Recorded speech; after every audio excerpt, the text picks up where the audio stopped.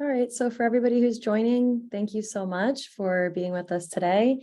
I'm happy to introduce the IT Director of the Institute for Health, John Javullo, who will give us a presentation on annual security awareness training, and he'll be joined by a few others throughout the presentation. So if you have questions throughout, feel free to drop them in the chat. I'll be monitoring it. And then just so everyone's aware, we are recording today, and this recording will be available on the IFH website afterwards, or I'd be happy to send you a link as well, in case you know anybody who might want to take a look as well. So we have a good group with us now, John. I think you're welcome to take it away when you're ready. Great. So thank you all for attending Rutgers IFH Annual Security Awareness Training Session.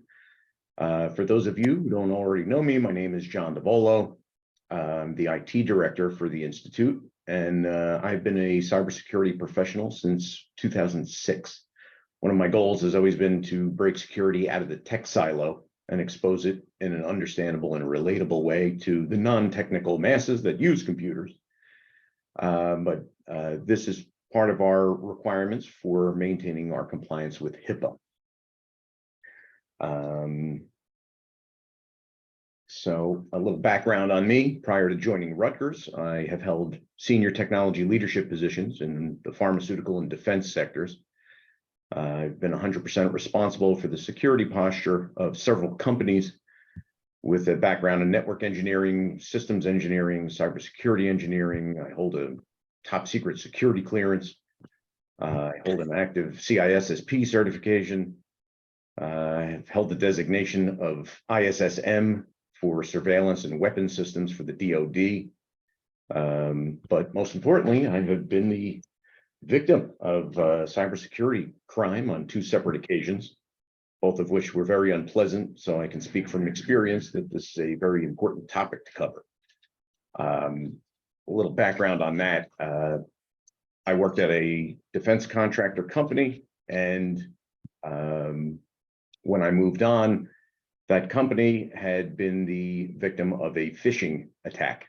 So their new payroll personnel got a phishing email that looked like it came from their CEO that requested that the payroll person provide the entire company's W-2s of every employee, which was about 500 people, via email to the CEO, but of course it was not the CEO. So once the threat actor got a hold of everyone's W-2, they proceeded to submit tax returns for all of those people, and all of the tax refunds got routed to that person's bank. So when I in turn went to submit my tax return, the IRS said, "Oh, no, thank you, Mr. Javullo. We already got your tax return and we already sent your refund." So that took about a year to get through that red tape and mess. And around the same time, there was an OPM breach. So that's the Office of Personnel Management, and that is the government entity that coordinates everyone's security clearances. So anybody that had a security clearance, you have to submit personal information to the government that dates back to the time you're born. So they had everything: the social security numbers, the addresses, backstories on millions of people. I think it was 18 million people that had security clearances, and they all had their personal information hacked, and it was both done by a phishing email. So the purpose of the security awareness training is to at least educate the users at IFH to keep on the lookout for the red flags, how to spot phishing emails and things like that. We're going to talk about passwords. We're going to talk about Wi-Fi networks and email instant messaging applications. I mentioned phishing. We're going to go into a little detail on that with several helpful examples. We're going to talk about PII and PHI and ransomware, and all throughout why this does affect us all. So my goals today are to educate the entire IFH team to build a security conscious culture. It's not a normal thing. People want to use a computer to do something, get their work done. They're not thinking of security all the time, but because we're constantly under attack, there's the entire world is basically connected to the internet, and there's a constant state of cybersecurity warfare going on. There's threat actors trying to get money. So every endpoint, anybody using a phone, anybody using a computer, any computing device is constantly under attack. Even phone calls are a method that they take to get your information. We're looking to recognize what types of security issues and incidents might arise and what you might be exposed to. I'm going to try to go into detail about Rutgers and the Institute for Health Security Policies and Controls. If at all possible, whatever device you're using, we're always trying to use the device without using administrative credentials. We have a policy at the Institute for Health. To be on the wired network, you need to have an Institute for Health issued computer. And of course, at the end, to know what action to take, because eventually we're all going to experience some type of fraud attempt or actually become victims. So what do we do in those cases? So the risks that we run into every day are having an unauthorized person wrongfully accessing the Institute for Health's computers, our network, or any of our resources. Big risk is those people trying to obtain your username and password, your credentials. Anyone using IFH for illegal or unethical purposes. The Institute is a research organization, and as I think all of you know, or most of you know, we go to great effort and expense to get data that we use to perform our research upon, and we have to protect that data. There are people that would love to get their hands on that data, and it's full of sensitive information and personal health information.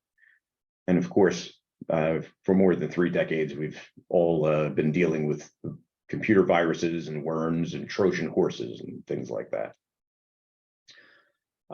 Something to keep an eye out for is social engineering, which is the psychological manipulation of people into performing actions or divulging confidential information. So always be on the lookout for a manufactured sense of urgency. So if you receive an email or somebody, time's running out, I need you to do something really quick. That's a red flag to keep an eye out for. They usually use this manufactured sense of urgency to beat some sort of fake deadline or some such, and they need you to wire money, otherwise some bad thing will happen. But anybody working in a position that could involve wiring money or making payments, if it's out of the ordinary or out of cycle, and it's maybe a superior or the senior leadership in an organization, always place an out-of-band confirmation call. Physically call that person and get their voice on the phone, because a lot of the attempts will be, I can't talk right now, so I'm contacting you an email, so please do this thing, but I can't talk. So it really is the policy for any sort of wire transfer or out-of-band payment to make that out-of-band confirmation via a phone call. A couple of useful or eye-opening statistics. 1 in 5 organizations will suffer a cyber breach this year. That's 20%. 81% of all breaches happen to small and medium-sized organizations. Rutgers is one of the larger organizations on the planet, but the Institute for Health is approximately 300 people. So it is targeted, and we have seen that in the last several months, where the amount of targets at the Institute for Health, we seem to be attacked quite regularly now, and a lot of that is through emails. 97% of breaches could have been prevented with today's technology. So there is technology in place. There are firewalls. There is endpoint protection via software. So a lot of these threat actors will try to breach that by hitting the endpoints, which is us. CEO fraud. That's a $26 billion scam. So between May 2018 and July 2019, there was a 100% increase in identified global exposed losses. So it's, in a lot of cases, doubling in a short amount of time. Cybercrime this year is an $8 trillion industry, and it was $3 trillion back in 2015. So it is a problem that does not seem to be going away. Is there a question? Ransomware. It's a threat that we deal with. And ransomware is a malware that holds your data hostage and demands payment for its release. It's spread through the internet via email and non-reputable websites. Once your machine is infected, this malware will encrypt your files and block your access to your own data.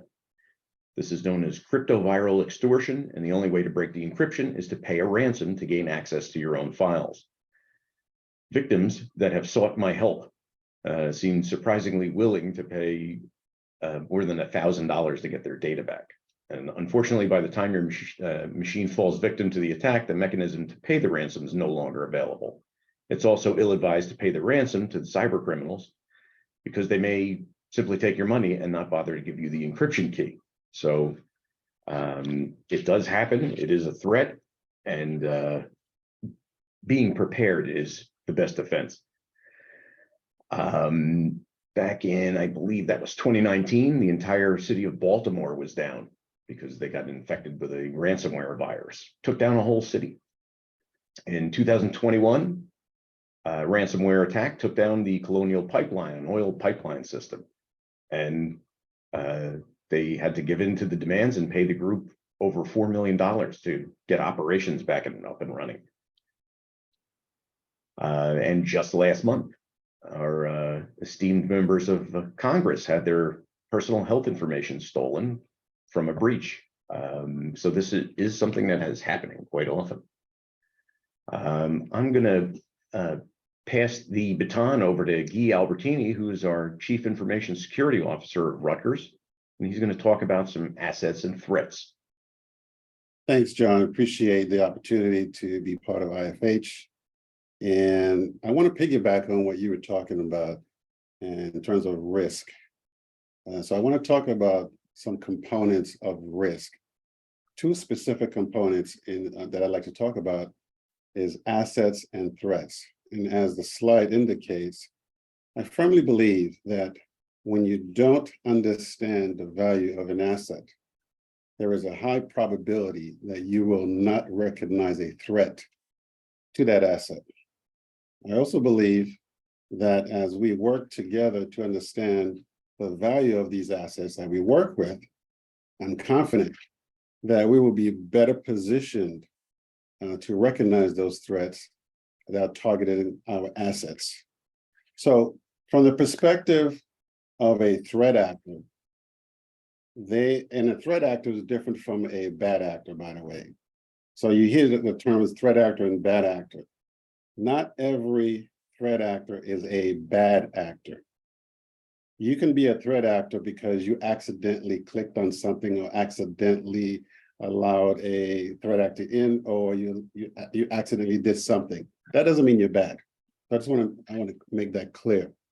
But our assets, not only do we see the value of our assets and that our students, faculty, and staff, but the threat actors also see that as well. And so that is why we will always be a target. Next slide, please. Rutgers will always be a target because the threat actors also see what we have. And so what is it that we have? We are a high-profile institution. We're constantly in the news. We are known for our intellectual property and research. If I'm not mistaken, I believe we were pretty much involved with some of the COVID research. We have an extensive healthcare service and operations, as well as research. And we manage PII, personal identifiable information, for approximately over 40,000 employees and 70,000 students. That's a lot of PII. And the last time I checked on the dark web, and by the way, I don't recommend anybody going on the dark web. It was probably $100 per record. So do the math, see how much that's a good payday.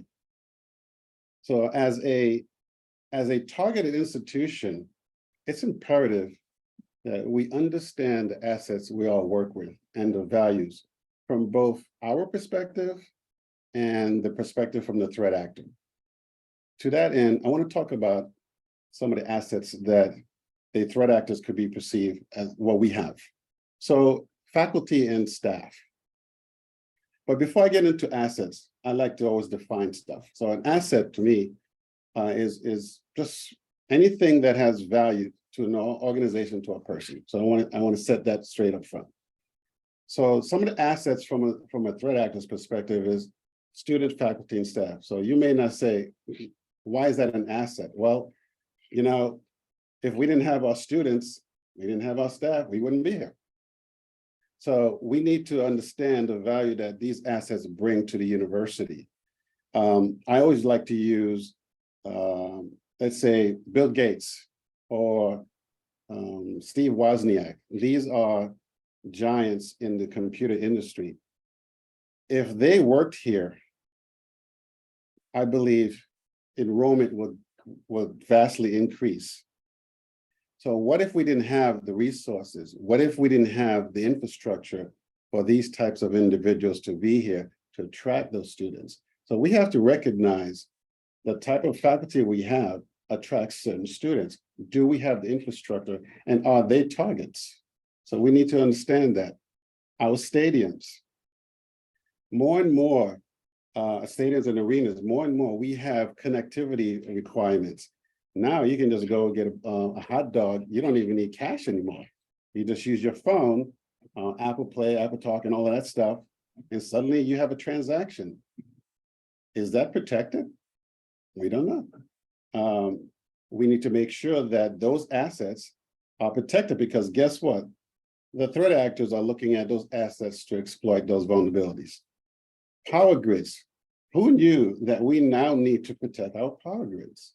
2 months ago, I believe it was in North Carolina, a few guys shot down a power station that took out the power. Can that happen to us? In fact, I was told we are so vast and so large that we make a large portion of New Jersey. If our power grids went down, how much of New Jersey would go down? And are they protected? Data centers. Data centers, are they protected from any physical threats? Are they protected from virtual threats, malware, and some of the stuff that John talked about? Our network is our highways. If we if we don't understand how our networks are operating, could we fall to potentially blockages or slowdowns? We had a DDoS attack, the denial of service attack, a few years ago before I got here, and it took the entire university down. That is part of our network. Do we have sufficient safeguards in place for that? I believe we all do. But I want to bring this to your attention that you may not realize all of these are assets from the adversarial perspective. Our computers. Are we protecting our computers? And are we just letting anybody into our computers when we see a click, when we get an email that we don't recognize? Do you understand the value of that computer, of that device, when you're clicking on something? You got to keep that in mind. And data. I don't have to say data. We're very much involved in research here with IFH, and data is king. They used to say money is king, cash is king. Guess what? Data is king now. It's the new oil, and we need to make sure, just the way we protect our oil, we need to protect our data, and of course our research. We need to protect those research, because it is. I understand that if you don't protect that research, and this is something bad that happens, a threat actor could potentially take that research and publish it before the person that did all the work. And next thing you know, all your work went out the door. So we got to understand the value of our assets so that we can better protect those assets. So now that we have an understanding of those assets, let's take a look at the threats to those assets. Next slide, please. John mentioned phishing. There are three types of phishing. There's the email phishing. And if anybody heard of what, you ever got an email from the Nigerian prince saying that, hey, I need your money to do this, to do that. Well, that's just email phishing. They're just throwing out a net to see who bites, what bites. And that tends to lead to identity theft. So you got to be careful about these type of phishing attacks, because if they trigger an emotion, you got to take your hand off the keyboard, take your hand off the mouse, and just ask yourself, should I respond to this? Because this is what they're designed to do. The emails are designed for you to invoke an emotion. And we got to be careful, even now with our highly charged political environment, the fact that the university is experiencing a strike. We got to be careful. As a threat actor, they can take advantage of all of this. And if you're not careful, you can potentially become a victim of a phishing attack based on what's happening here. So be careful. Spear phishing is very, very prominent here. We've seen it. In fact, Mike Gower is constantly targeted. Mike Gower is our treasurer and CFO, constantly targeted. And thankfully, he knows what to do and knows what not to click on. But spear phishing is going after an individual in hopes that you would click on it based on information that you may recognize. So in other words, if John's emails, God forbid, gets compromised, and the threat actor sends an email to somebody else in IFH, let's say Nicole, and Nicole said, oh, that's just John, and you click, well, you now became a victim. That's spear phishing. So I'm sure you got tools in place for that not to happen. And lastly, there's whaling, going for the top, going for senior management in hopes that they can get information that is not readily available. John talked about ransomware. We certainly have our share of ransomware, and we're dealing with it as best as we can. As John says, it's best not to provide any ransom, because it just, you may not get your data back, and it just feeds that infrastructure to promote more and more of that type of activity. DDoS, distributed denial of service. That's when you flood, let's say a web server. A web server can only receive, let's say, 10,000 requests. Distributed denial of service is when it receives 1 million and it renders it inoperative. It can no longer do its task. And so that is something that we need to be aware of in terms of protecting. And we do have, the university does have protection against DDoS. Malware, obviously, that's malicious software. And ransomware is a form of malware, and keylogger. Keylogger is as it sounds. It's malware that will record your keystrokes and your mouse strokes. All of these things exist. Insider threat. These are all threats to assets that I mentioned before. Somebody asked me, among all these threats, which was the most significant for me? It's insider threat, because we're already inside. And we run the risk of potentially allowing a threat actor into our systems. But I certainly believe that as we learn more about this, we can be better positioned to move in a more secure manner. We need to make sure that we manage our passwords. And I know John's going to talk about this. Manage our passwords more efficiently, because if we misuse our passwords, we potentially let a threat actor into our system. Social engineering, John talked about it. APT, advanced persistent threat. This is really sophisticated attacks that an intruder will establish to enter your system undetected and maintain a presence without you knowing. But we do have tools, and there are tools to find these types of threats. Data breaches, obviously, when somebody steals your information through some sort of unauthorized system. And Wi-Fi attacks, make sure you're aware of man-in-the-middle attacks. Do not use public Wi-Fi. My first week here, and I'm not jesting about this. My very first week, I was engaged with an incident where a student actually logged onto a public Wi-Fi in the city that resulted with her account being targeted by a Russian gang that Microsoft identified simply by accessing an open link. So there's the man-in-the-middle attack, and just got to be careful. Use your phone that has the extra data. There's no reason for it to be using public Wi-Fi. And of course, Internet of Things. As a university, we have our light bulbs, our refrigerators, all these things are part of assets and threats that threat actors can use to leverage attacks. The most significant attack that I'm aware of with Internet of Things occurred in Las Vegas. It was a fish tank. It was the thermometer in the fish tank that had access to the internet, and threat actors was actually leverage a vulnerability in that thermometer to steal money out of a casino. You know, I'm on the side of, protection, but I got to tell you, that's the coolest hack I've ever heard. Next slide. So I find an efficient way to address these attacks is to understand the threat actors behind these activities. So I'm going to quickly go through some of these threat actors with their motive listed there, motivations.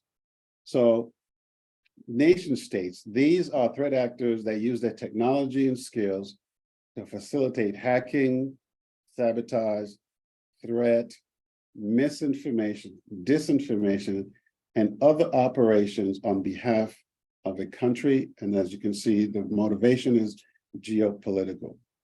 Cyber crimes, this is what we see a lot. Person engaged in cyber criminal activities by means of computers or the internet. Threat actors will attempt to embezzle $50,000. The previous institution that I worked at, that actually occurred where somebody inadvertently let that person into their account and tried to embezzle $50,000. Thankfully, we were able to catch it and prevent that. Hacktivists. I believe this is an area that we're going to see more and more of these. These are politically motivated, ideologically motivated, where if somebody does not agree with something, they will attack you. So for instance, the last one that I know about this, there was one in Fort Lauderdale, Florida, where I believe it was the commissioner or somebody decided that they didn't want homeless people in the park. And Anonymous is one of the most famous or infamous hacktivist group.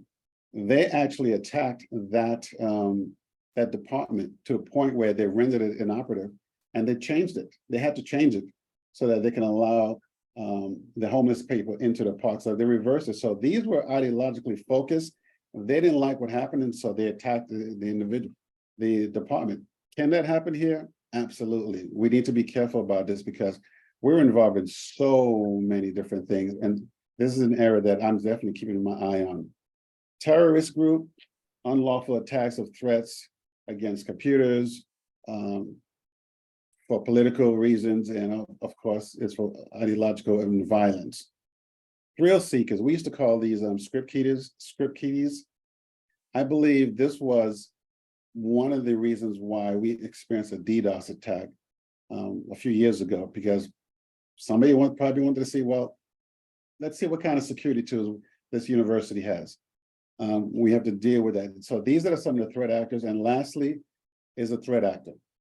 Inside a threat actor is somebody that can inadvertently just let somebody in, and next thing you know, we're being charged, asked to pay a ransom. So I know I went through these really quick, but I'm sure we can, if there are any questions, I can certainly answer them. But these are the things that I'd like to leave with you guys, is that if you understand the value of the assets you work with, and now you understand the threats, the threat actors, there's a better possibility or higher probability that you will recognize a threat when you see a threat target at that asset. So thank you.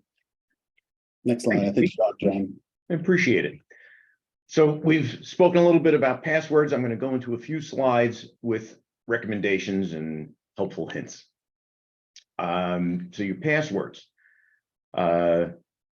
they should never be your name. Don't incorporate your family member's name, your pets. Anybody that knows anything about you can use that information to guess your passwords. It's PHI, but if they got a hold of it and you used your street name or things about yourself that the threat actor may already know about, it makes your password easier to guess. Your previous password with a sequentially increased number at the end, if they have already breached your last password and the new password is password 1 at the end or password 2 at the end, then it becomes very easy to continue their abuse of that credential. So when selecting a password, you may naturally want to choose something that's easy to remember, but if it's easy for you, it may also be easy for someone else to crack or guess. Password should be a mixture of letters, both upper and lowercase, numbers, and special characters. Here's a few examples. Obviously, don't use these because they're kind of known throughout the internet as examples, but it's to give you an idea of what types of tactics you can use to remember passwords more easily. Like the saying, I hate diets, where you make an H and an 8 and a T to make the word hate. It's not too tough to remember, and it's it makes it difficult for dictionary attacks. So computer software that guesses passwords according to a dictionary or easily guessed passwords. The next example is, a good example of an iCloud password. So it's, you spell out the letter I with EYE. You use a 3 instead of the letter E as an example, and it's a 16 character long mixture of the different elements. The best thing to do if you're looking to get a very long password, I think mathematically it's 15 characters where it becomes beyond the ability of a computer to hack it, or at least hack it within a reasonable amount of time. It could take years. But a passphrase is always a good thing to use when making a password. So JFK's famous quote, you can use that as a passphrase. It's easy to remember, and you can use different numbers and characters in the actual quote itself to obfuscate it. Passwords should be easy enough for you to remember without having to write it down. If you write it down, it's always a problem. What do you do with the piece of paper that you wrote it down? Did you stick it to your monitor? Is it in your wallet? Do you lose your wallet or your purse? Typically, if you write it down, you're going to try to hide it, but you're going to hide it in an easy to locate place, like under your keyboard. But if you do things like that, like tape it to your monitor, it's like taping your keys to your car door in a parking lot. You wouldn't do that, so you shouldn't leave your passwords anywhere visible. Never share your passwords, not even with a supervisor. No one legitimately should ask what your password is. If someone else has it, then it can propagate. You shouldn't use the same password for different systems. So if there's a different information system, use a different password. Avoid using the remember me functions in web browsers to remember your passwords. If your browser should become hijacked, they could potentially get a hold of those passwords. And just while I'm on the topic, passwords are great, but if you leave your computer open and you walk away from it, then a threat actor doesn't even have to know your password. They just sit down and start typing away. So on a PC, a Windows-based system, use the start button, click on the user icon, and select lock. Another way is to use the Windows key and L, and that will lock your system. And of course, the 3-finger salute, Control Alt Delete. On Mac systems, it's a little different, but The main idea here is if you walk away from your system for even a couple of minutes, lock your system. But this is a snapshot of Rutgers Password Reset Portal. It's actually from last year, so if it's been updated, then this isn't quite accurate, but I think it hasn't changed. Essentially, it lays out the password rules, and it should look like this. So if you've been to the portal to change your password, this is what it should look like. So I got all this helpful advice. Please don't write your password down. How are you going to remember all these passwords? I must have several hundred passwords myself. So there are tools available. There are free tools. There are paid for tools. There's many different options for a password manager. And it's a really great idea, and it's very convenient. So I selected LastPass, and I thought I was real slick with that. But lo and behold, LastPass was hacked. So I got this notification in December that LastPass was hacked. They got a hold of my LastPass password and all of the goodies that are contained in the password manager.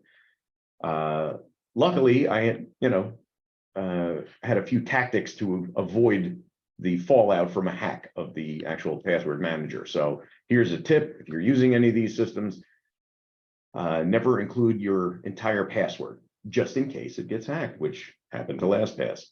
So in my password manager, if I have passwords listed, I just kind of need it to remind me of which password I use. So I'll use asterisks to hide the characters of my password. So even if they do breach the password manager, they're going to have, difficulty guessing what my passwords are.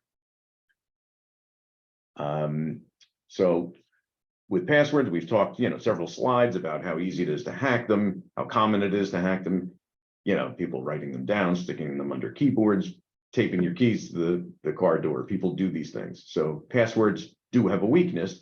So to improve the security on authentication, there's multi-factor authentication technology, which combines two or more independent credentials. So there is that something you know, something you are, something you have. So something you know is your password. We all have those. Something you are is maybe your fingerprint, maybe facial recognition or retinal scans, and something you have, a security token, could be a fob or a smartphone. So that's typically what I use here at Rutgers. And I believe most of the users at the Institute for Health use that as well. So Rutgers uses Duo specifically. And it's, a very common multi-factor authentication tool. So I have a Duo app on my smartphone. So whenever I log into a system, it does ask me to confirm my my identification through the app. And I think it remembers it for about a month. But even with multi-factor authentication, it can be hacked, and threat actors do definitely try to hack these things. So always be aware of like common Duo multi-factor authentication schemes. People get notification fatigue, constantly barraged all day long. Are you sure? Yes. Approve. Constant things popping up in your face, and you just want to get your work done. So people tend to click through these things. But if you see a multi-factor authentication pop up, but you didn't initiate it, obviously do not approve it. Don't select OK, because threat actors do attempt to log into your system. If they have your password, they're hoping and praying that you have notification fatigue, and you'll just click approve and get them in. So Guy talked a little bit about the risks with Wi-Fi. I'm going to go into it a little deeper. Before connecting to a network, whatever network it might be, definitely try to avoid the public Wi-Fi that's out there because of the inherent risks. But something like Starbucks, they have free Wi-Fi, and a lot of people use that. So look around for a sign that shows you the SSID, the actual name of the network you're trying to connect to, because if you were a threat actor, a good technique would be to set up your Wi-Fi, your fake Starbucks Wi-Fi network right next door, and try to get unwilling or unwittingly clueless customers of Starbucks to log into the wrong Wi-Fi network, which is the malicious one. If you're not using Wi-Fi, shut off Wi-Fi. That function is available on smartphones and laptop computers. So if you're not using it, shut that off. It also saves power. Beware of any information that you share in public locations. Utilize a VPN whenever possible. Turn off shared folders if you don't need to share folders. And try to run a comprehensive security suite and keep it up to date with up-to-date definitions. So there are a lot of free solutions out there. People have asked me what they are. They change. The popularity of them comes and goes. But I have had success using free tools like Avast or AVG or Zone Alarm. There are paid solutions, McAfee, Symantec, Norton, ESET, those types of things. In the last 10 years or so, I don't think I have paid for one. I typically use the free tools. Rutgers provides Cisco endpoint protection for all IFH resources. So if you have an IFH issued or a Rutgers issued device, you should be using what Rutgers has paid for, and that's the Cisco endpoint protection. I want to touch upon email. We all use email every day.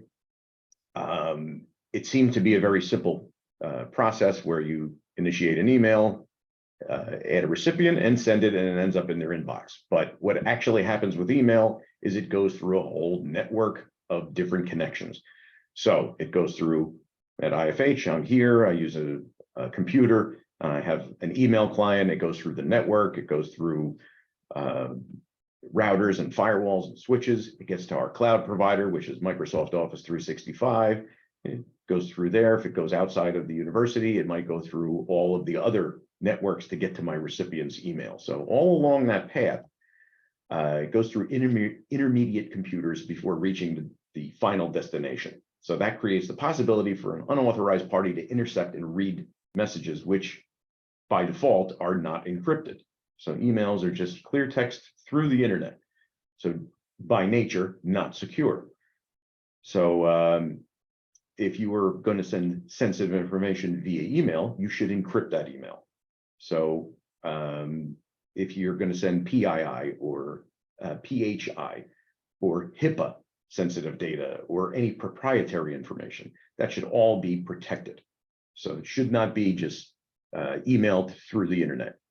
So regarding encryption, it's the process of encoding messages in a way that only an authorized party can read it. And you can encrypt an email using Rutgers Outlook web client or your Outlook client on your IFH computer. So if you have an email, if you're using the full Outlook client, it would be in the ribbon, the options tab, and the encrypt button. But keep in mind a few things. The subject line of an email should never contain PII because only the body of an email would be protected if you encrypt it. And if you don't have the ability to encrypt an email that way, there are some easy workarounds to that to protect your information in an email if you don't have a full Outlook client or a digital certificate or the ability to encrypt the entire message. So one way to do that is to paste your sensitive information into a Microsoft Word document or PDF and password protect that document and then send the document. In a different email or in a text message or a phone call, you let your recipient know what that password is. And that way, if your email is intercepted, you don't want to have the actual password in the email. You can also use applications such as 7-Zip or WinZip to compress the data and protect it with a password. So those are two easy ways to effectively encrypt your data through the internet via email. I've asked our application developer, Dinesh, to go through the different risks associated with instant messaging applications.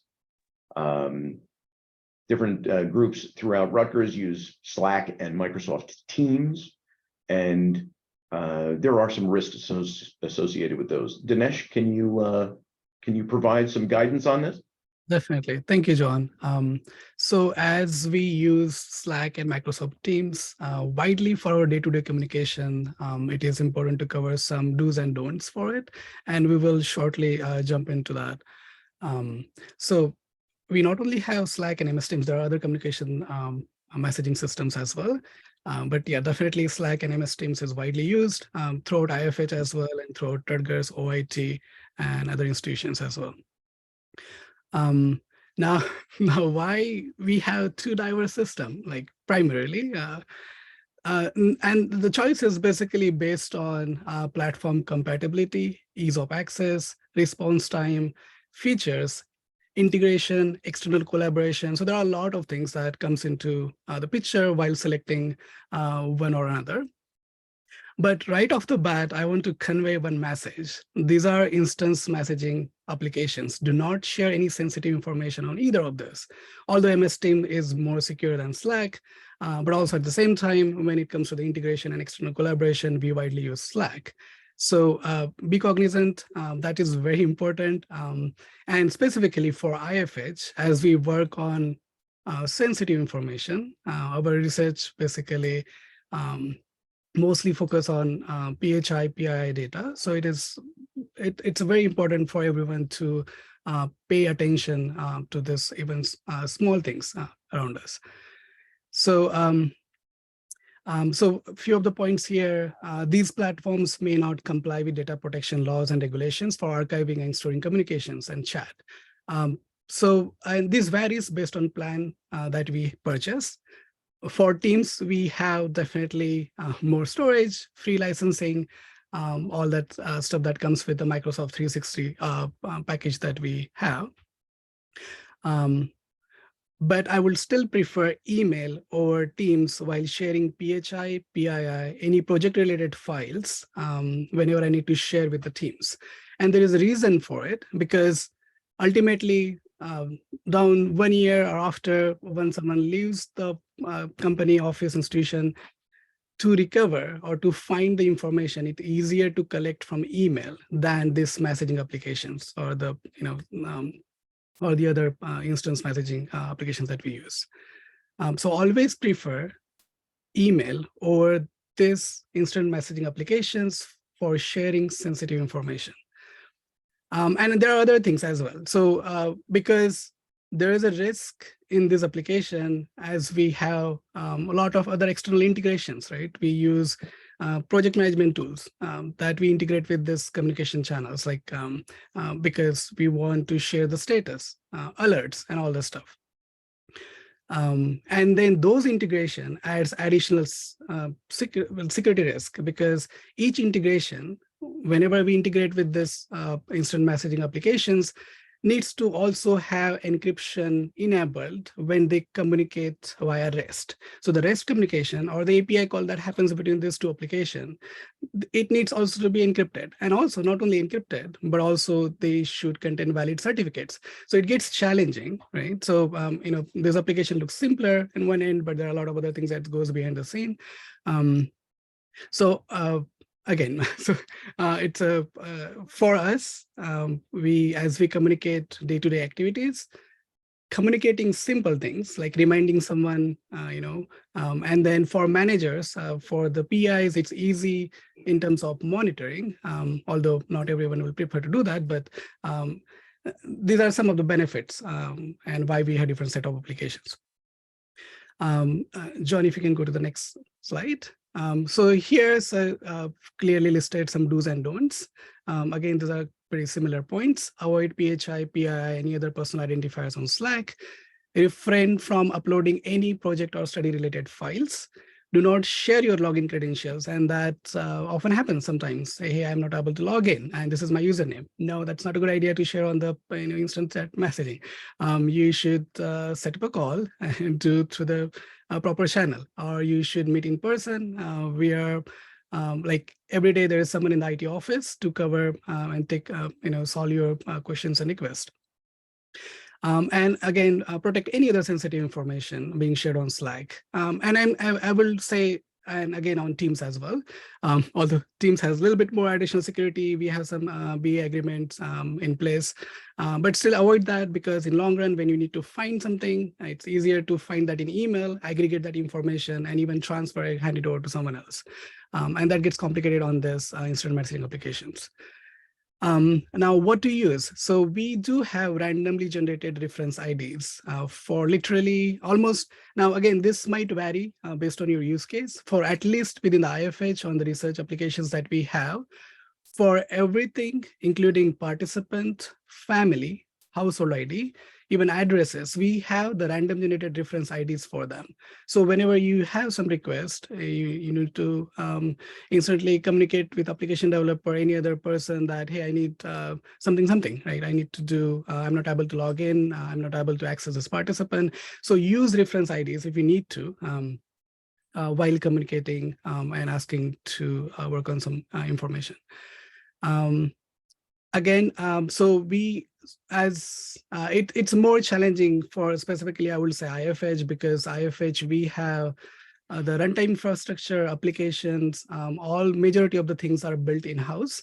So that means we need to be more cognizant and more sensitive about what we do, because everyone has equal responsibility in protecting not only the application, but also in terms of integrity in storing and accessing participant data or subject data.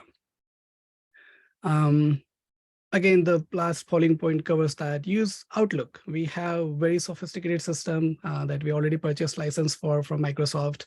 And as John showed, we have also encryption within the email that you can use while sending the emails out to your colleagues. It's more secure, more compliant. It's been already went through security assessment. He already knows that, and they often regularly go through the compliance check, right? So definitely Outlook should be go-to place. Again, just the last point here, again, because it also helps to attach large attachment while communicating with colleagues. Do not share any projects files, any large files on the chat. Also, again, Slack, because you have limited licensing fee and the limited storage that you get based on the license that you purchase. It is not ideal to share there. Teams, you can ultimately, it goes to OneDrive. But yeah, these are the few of the things I wanted to cover. And it is definitely aggregate effort. Everyone has to pitch in, do their job to make sure that we are compliant with the things. And then also specifically for the team, quad team, if you have any specific questions, definitely feel free to ask. And we will take some questions at the end of this talk. Thanks, Dinesh. Thank you, John. I'm going to go a little more in depth on phishing. So we've mentioned the word a bunch of times. So it's an attempt to obtain the sensitive information, such as usernames, passwords, and credit card details. So for malicious reasons, but it's always, the goal is money. The higher up that you can attack is preferred, because you can do more damage with the credentials of the senior leadership of an organization. So in IFH, that's going to be Toby. They're going to go after him. That's called whaling. They want to specifically spearfish for leaders of any organization. So if any threat actor just visits the IFH website, they can see all the directors and leadership, and that's who is going to be the typical targets, the primary targets. So I have a bunch of different examples of things that you might encounter when you're using a computer or other device. You see warnings like this: hey, you got an infected system, call this number. That's a fake number. You're going to call that number, and there's going to be a criminal on the other end trying to get your passwords, trying to get you to give them your credit card information. If you play games on your phone, I play Words with Friends. So I play Scrabble basically over the internet with people I don't know. And in the chat function, I've had people I'm playing against try to befriend me in there and start asking me personal questions and things about, what's your favorite baseball team? So that's another vector for users to get attacked. More than half of all of these attempts, the phishing attempt is to try to get your credentials. They want that username, they want that password, because of the havoc they can effectively cause with that. And the second most threatening portion of that could be a malicious attachment. So if you ever receive an email from somebody that you don't know specifically, and there's an attachment, do not click the attachment. Never click the attachment. Anybody that sends you an attachment through email, you're already talking, you have a dialogue with that person. It's usually a coworker or a vendor. You're expecting the email. So if you get an unexpected email with an attachment, never click the attachment. It doesn't just have to be computers. It could be the phones. So I get calls all the time, pretty much every day, from somebody that's trying to defraud me or steal something. It'll be, I'm calling on behalf of Microsoft or Apple or Amazon, any of the big companies, because most people are customers of those companies. Let me tell you from experience, none of those companies are going to call you ever. They just don't care about you that much. No company like Microsoft, Amazon, or Apple is going to call you. You'll be lucky to get an email from them. If you try to call them, you'll be lucky to get somebody on the phone. So anybody from the major companies calls you on your phone, it's a red flag that that's some sort of a phishing attempt. And of course, the banks. Hi, this is your bank. We need to confirm your account info. Absolutely not. Not through the phone. If there's anything like that, they'll ask you to come down to the branch and do something like that. But email is the most common form of phishing attempt. So I'm going to go through a few red flags to look out for. If you see URLs that are clearly not who sent you the email. So if it's from eFax and you see something, YAA.com, that is a fraudulent link. If you click on that, it's going to install something nasty or try to get you to log into something with your credentials and phish your password that way. If you see any sort of prize that you're receiving from the internet, you are not the winner. Just know if it's you won something here, click here to claim the prize. It is a fraudulent email. We use OneDrive at Rutgers, but OneDrive phish emails are very common. Keep an eye out for that OneDrive support URL or email address. Those are not Rutgers affiliated domains. This is a notice for you to appear in court. You are never going to get an email from the court. You're going to get snail mail to appear in court. They're going to actually mail you paper. So red flag. Your invoice for Office 365 is ready for payment. So Rutgers has a massive account with Microsoft Office 365. So Rutgers accounting pays that, not you. The user does not pay for any of the services that you're using. So it's a red flag if you receive a bill from Microsoft. The very common distribution and storage of pornographic electronic material, that freaks everybody out. People see this and they immediately get upset. And this came from somebody you were not expecting and it had an attachment. That's where the malicious software is, inside that attachment. Traffic violations, another thing you're not going to get an email about. That's coming in snail mail.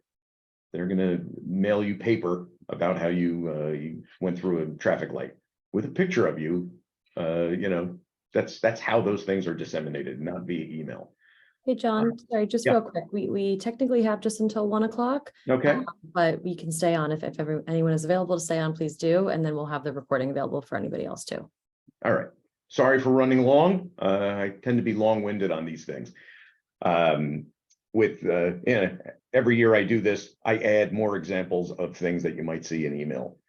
With COVID-19, the self-report form, see that that's not coming from Rutgers HR, because the URL, the email address is not a Rutgers domain. NTL World is not affiliated with Rutgers, so things to look out for. Your password expiration. So again, that's coming from IT Help Desk, but that is not a Rutgers domain. So more red flags. And the last example I have is something that Nicole just shared with me this week. She got an email from Joel Cantor, our own Joel.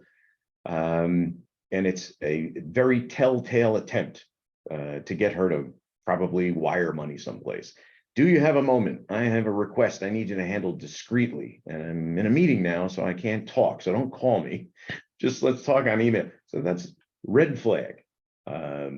Anybody asking, to speak to you about some sort of emergency, or there's a, urgent request. That's an immediate defenses should go up. And typically, if she's going to be working with anybody at IFH, they're going to be communicating through their Rutgers email, not their Gmail account. So things to look out for. So within the last year, the university has put in place a tag on any email coming from outside of the university. So you'll see that in the Outlook client with an external tag. So that's a really useful and effective tool. So if somebody is posing as a leader or a manager at Rutgers or Institute for Health, and you see that the email is an external email coming from outside the university, red flag. So when they instituted that, that definitely decreased the amount of effective phishing attempts. So what can you do? Be part of our human firewall. We have all of this cutting edge, state-of-the-art security technology in place to protect our network. There's firewalls, there's security certificates, there's intrusion detection and prevention software. So all this stuff is there to protect us.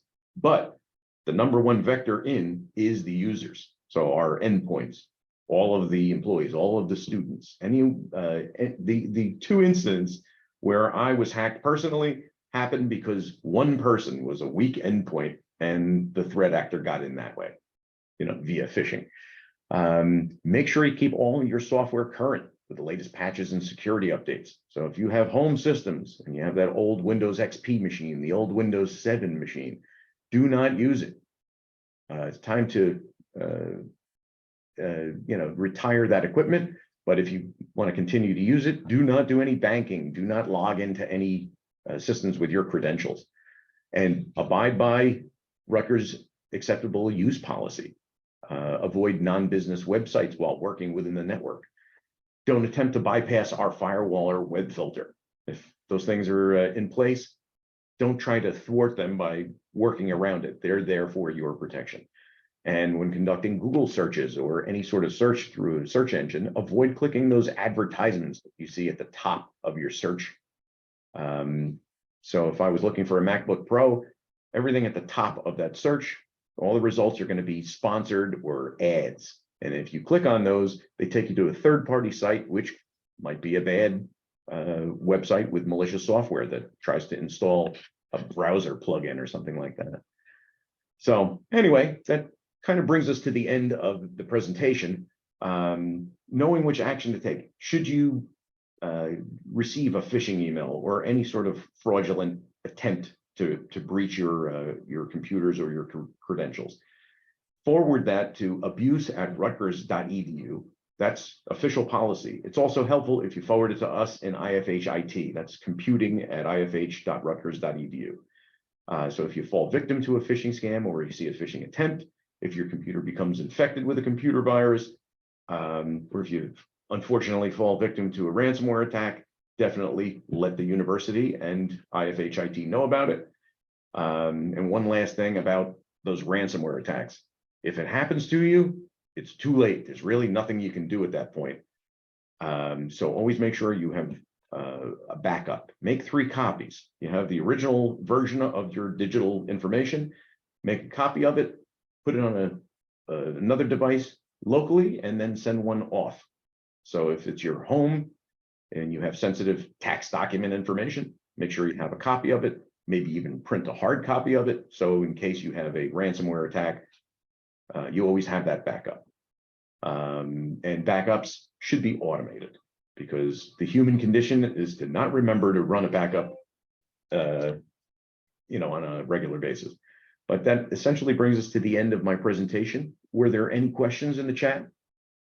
We do have one question about, do we need to encrypt a file that may contain PHI, PA, or HIPAA information when shared with a member of our team? So someone who's not on the inside. That That is an excellent question, and I don't have a really straight answer on this. So if Nicole, if I am going to send you sensitive information from my email to your email, it never leaves Rutgers Office 365 mail server. So it doesn't go out onto the internet. It just goes within the server and it's encrypted and it's protected. So the answer is, yeah, it should be fine. But what ends up happening with emails is they could be forwarded. They could be replied to. The threads could end up elsewhere. So the answer is yes. If you're going to use the email system, make sure you protect that with a password protected document or an encryption. Great. I believe that was I have a question. Is there time for that? Go ahead. Sure. Thanks. Thank you. Excellent presentation, John. So first one technical question. You just mentioned the address to send copies of the phishing email to was the one for your unit, IT@ifh.rutgers. It's computing at, Okay. at ifh.rutgers.edu. All right. Yeah. My real question is, why aren't we talking about no-click malware, ransomware, phishing, emails? No click. So by that I mean, so in the world news, it was this week I read about so there is a new spying program that goes into political opponents and journalists phones or computers or whatever, produced to Israel's shame by another Israeli company involved in this, and the way it entered people's phones and computers, etc., is in with what I heard, no click. I don't know if it was messages or You email. familiar with that, Gee? It's a Pegasus. Neil is talking about Pegasus, but I guess No, it was a another company. There is not just Pegasus. There was now another company involved in those things. Another program. It's not the Pegasus program. It's another one. But basically, I don't know. Maybe that's still not very prevalent. But my understanding is that there is the technological ability now to send you stuff. The very fact that you maybe open the email or receive the email in your inbox, or maybe this is about WhatsApp messages, I wasn't sure, is already gonna kind of infect your system. Yeah, I'll definitely look into that. Yeah, send us the information and we'd be glad to look into it. Pegasus is similar. It's zero click. Pegasus. Pegasus is the thing that is a year ago. It's the thing that yeah, it's also for spying on political opponents. It's also zero click. Yeah, you're right. Well, there's new threats every day, and as much as at the beginning of the presentation, I was trying to impress upon you, I'm bragging about my credentials and my training and my experience, and yet I fall victim 2 times to getting very severely hacked. There's new threats every day and no one can know everything. So the purpose of this training every year is to educate all of the end users to what's new and what's emerging threats. So thank you. I didn't know about that. Actually, I know we're past the hour, but I just want to add to the question about when you're sending in sensitive information to a colleague. There was a situation, we had an incident where this individual was compromised, and it turns out this individual was just CC'd with sensitive information, and a threat actor got a hold of that. So you got to be careful. If you receive an email with sensitive information, and it's not sent to you directly, but you've CC'd, you are now also at risk of having that exposed. And that's what happened to this individual. And this person ended up having a lot of sensitive information simply because this person was CC'd. So, what I do once a year, I clean up my mailbox, archive it, do something, because it's a risk not to have information, but it's also a risk to have too much information. Dr. Jishan has one question. Yeah, so thank you very much for great presentation. So I just wanted to add to the question which Maria has asked. So up to best of my knowledge, Maria, I think John can correct me and Guy as well that it's not recommended to send PHI including information through email address. So yeah, and if you want to send, it needs to be really encrypted because email can be accessed to any computer which is local. For example, you can go web.rutgers.email.com, something like that, in any computer which is non-official, and then you can open the email address over there and you can be hacked from there and information can be downloaded. Sometimes you just click on the file, sometimes it's in Windows environment using Mozilla Firefox, etc. And the file does not ask you to be downloaded, but automatically downloaded in that system. Anything which can be downloaded once in the hard drive can stay there. So up to best of my knowledge, it's not at all recommended to share. Like I am used to a working HIPAA compliant environment, Ethernet connected. So just like, you know, the high secure environment. So that's my suggestion. John can better explain that here. If you don't have to, definitely do not. That's true. There was Absolutely. one question that came, sorry, Guy, do you want to cover something? Just want to add to that. If you need to share sensitive information, such as PHI, the best way, or at least one way you can do it, is put it on a secure folder. Now, obviously, it should be password protected as well as encrypted, and email the link to the person. Obviously, you don't email the password. You know, you do out of band, but at least the information is not in the email. It stays in the secure file folder, and just communicate the password. And that way, you know, putting the link, you know, you can't do anything with the link unless you have the credentials. So I think that's a good way, or at least an alternative way that you can use to communicate sensitive information.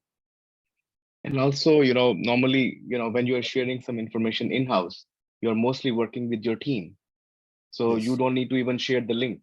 You just can tell, like, for example, when I work with my team, like I just tell them, go, you know, in that directory, the information is available and they know where that directory is. Yes. So, you know, they can go there. So I am completely against sharing any kind of link or any file in email, because email considered to be one of the insecure way of sharing information. So I personally think that we should not recommend this. Like if somebody does that, you know, that's another thing. But you know, I think that practice needs to be, you know, kind of closed or monitored very well, because you know, because a lot of times students are involved in the research and you don't know how students will react to that. So they can forward email, or you know, they can, like, we can be very careful when we are working ourselves, but when students are working with us, then you don't know how will they, you know, use that information. So yeah, that's what my point was. Thank you so much for taking it. Yeah. Thanks, Zishan. Thank you, Dr. Jishan. So I wanted to cover one point that I get offered a question about. So all the applications that we built in-house, whether it's a web applications or the websites, public facing websites or mobile apps, the password, sometimes they ask, oh, can you reset my password, change it, blah, blah, blah. So one thing to remember, we cannot really see your password because we hash it, and we use like industry standard for hashing. We use SHA algorithm, and then also hashing is separate from encryption, where you will not be able to even recover or decrypt it to see what your password is. So that's something to remember. At IFH, we do use very best practice. So literally all the smallest to smallest application to the largest one we have, everything uses hashing for the password and encryption for the other things. So that's something to remember. Anyway, do we have any additional questions? I don't have anything else in the chat. I think we should be good, but if anybody has further questions, I'm sure you can reach out to any of the three gentlemen here. Yes, feel free to send me an email or contact me directly if you have any questions or you'd like to discuss this topic further. Great, Guy, thank you so much for joining us today. We appreciate all that you do for the university, and I hope everyone goes and changes their passwords. Thank you very much, Nicole. Thank you. Appreciate it. Thank Appreciate you. it. Take care.